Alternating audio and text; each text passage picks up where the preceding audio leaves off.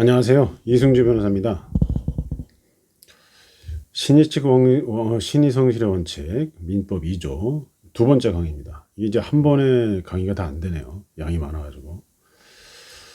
자, 신의성실이랑 권리행사와 의무이행은 신의에 쫓아 성실히 하여야 한다. 이항 권리는 남용하지 못한다. 자, 이렇게 신의성실의 원칙은 네 가지 파생 원칙이 있다고 합니다. 첫 번째 파생 원칙은 모순행위 금지 원칙이라는 게 있고요. 두 번째 파생 원칙은 실효의 원칙이라는 게 있습니다. 세 번째 파생 원칙은 사정 변경의 원칙. 네 번째 파생 원칙은 권리남용 금지의 원칙. 자, 뭐 다 중요하죠. 다 중요하고 아마 이게 시험에도 엄청나게 많이 나와요. 그리고 이제 실무적으로도 중요한 경우가 좀 많습니다. 그래서 하나씩 보겠습니다. 그래서 모순행위 금지 원칙. 자, 어떤 사람의 행위가 그의 선행하는 행위에 모순되는 경우. 자, 뭐 이렇게 할까요? 1행위, 2행위가 있었는데, 자, 이 1행위에 2행위가 모순돼요. 자, 이런 경우에, 자, 그러한 후행행위, 그 후행행위는 2행위죠. 이 2행위의 효과를 인정하지 않는다는 거예요.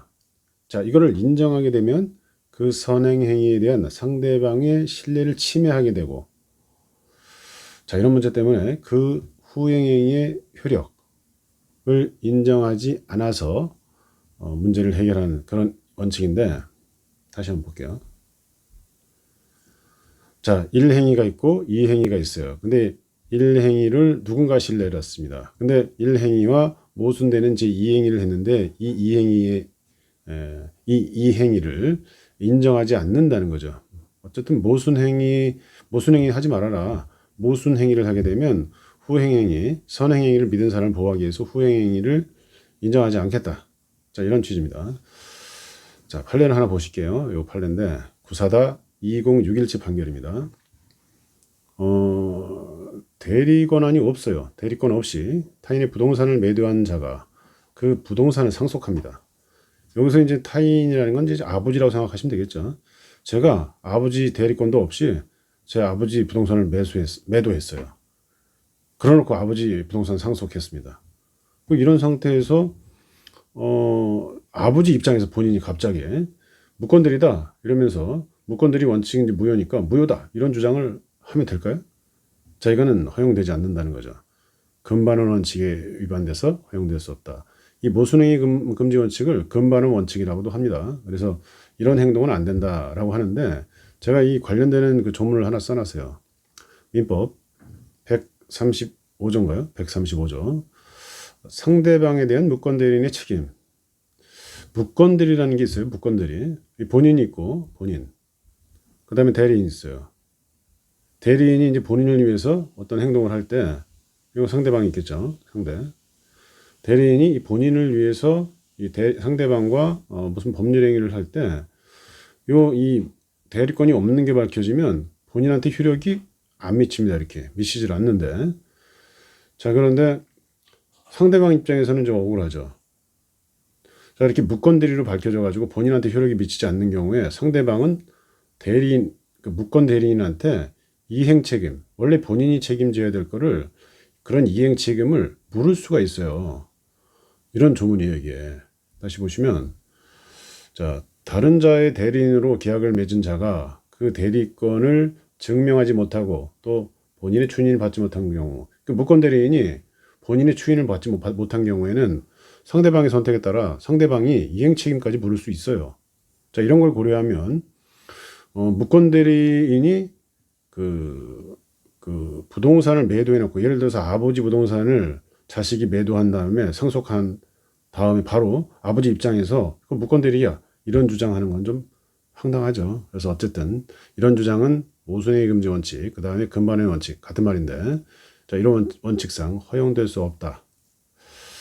자, 이거 이외에도 많죠. 그래서 제가 너무 많아가지고 대표적인 것만 기억하기 좀 편한 거 위주로 뽑았습니다. 그 다음에 실효의 원칙.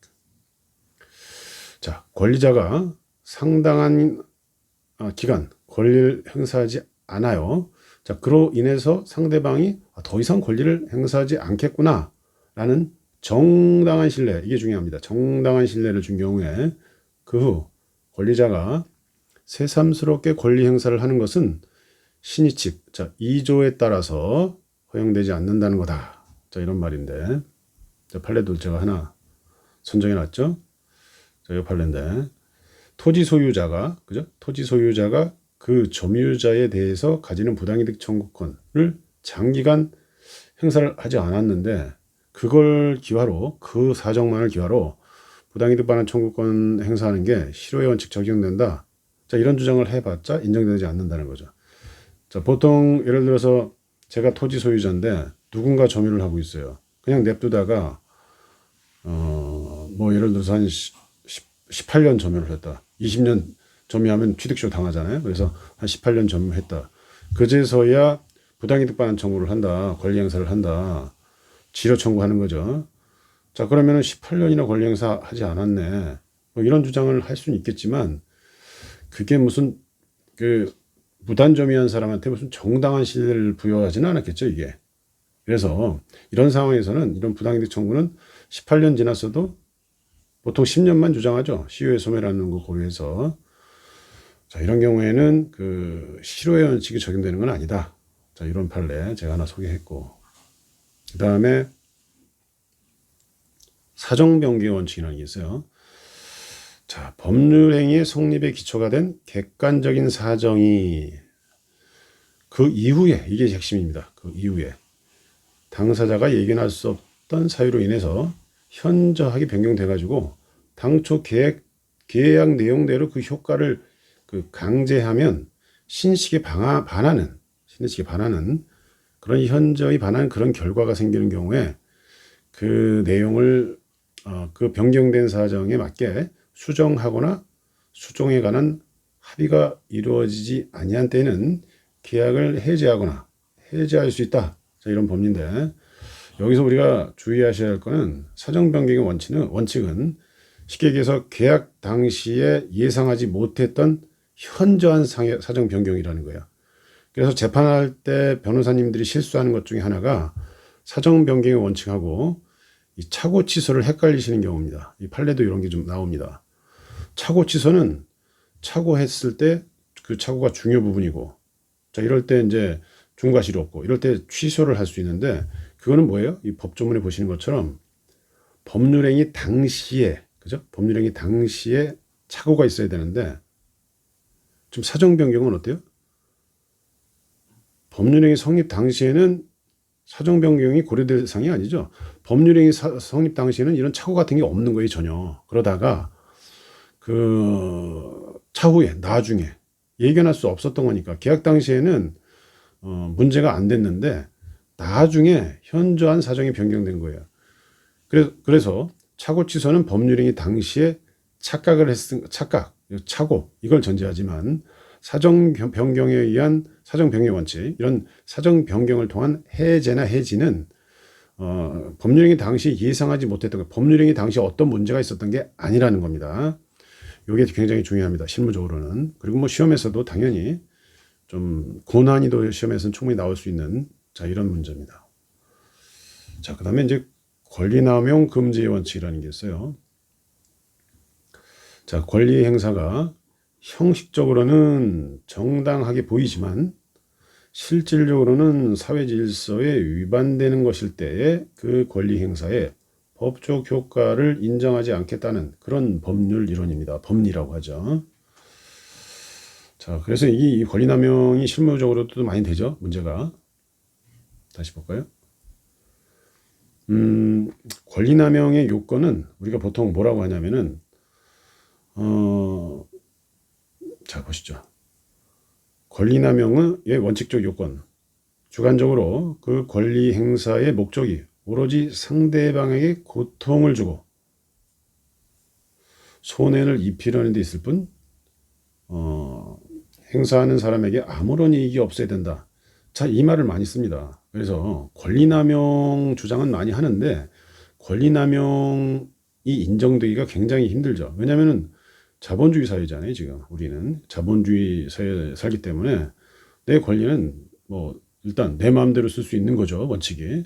다만 권리가 좀 남용된 사안으로 볼 때는 그 권리 행사를 못하게 한다는 건데, 그러다 보니까 권리 남용 주장을 인정해 주려면 주관적으로 그 권리 행사하는 사람의 목적이 상대방한테 고통만 주고 이익도 없는 경우다. 자, 이렇게 엄격하게 했습니다. 자, 이게 대법원 판결이 대부분 이런 취지인데, 그래서 권리남용 주장을 해도 잘 안 받아들여집니다. 다만 이렇게 주관적 요건을 완화시키는 경우가 좀 요즘에 계속 늘어나고 있어요. 꼭 이런 경우에만 권리남용을 보지는 않고 주관적 요건, 그러니까 상대방 쉽게 얘기해서 고통만 주려고 하는 거예요. 본인한테 이익도 없는데. 이게 원래 권리남용의 요건인데, 이렇게만 보다 보니까 이 재판이라는 게 이게 그 조율하는 거 아닙니까? 그 쌍방 주장을 적절하게 조율해서 둘 다 불복하지 않도록 하는 면도 좀 있거든요. 그러다 보니까 이렇게 주관적 요건을 엄격하게 해가지고 상대방한테 고통만 주고 본인한테 이익도 안 돼. 이런 사례가 거의 없죠, 사실은. 본인한테 이익이 좀 되죠. 근데 본인한테 권리 행사하는 본인한테 이익이 좀 되는데 그래도 권리남용으로 좀 해야 될 것 같은 것들이 생기죠. 자, 그래서 이런 걸 완화하는 것 중에 하나가 아까 첫 번째 강의에서 말씀드렸던 소멸시효 항변을 권리남용으로 보는 사례가 있다고 그랬죠. 뭐 예를 들어서 제가 돈을 받을 게 있는데 채무자가 줄게 계속 하죠. 그러면 제가 굳이 권리 행사를 안 하겠죠. 근데 그게 뭐 10년이 넘어갔다.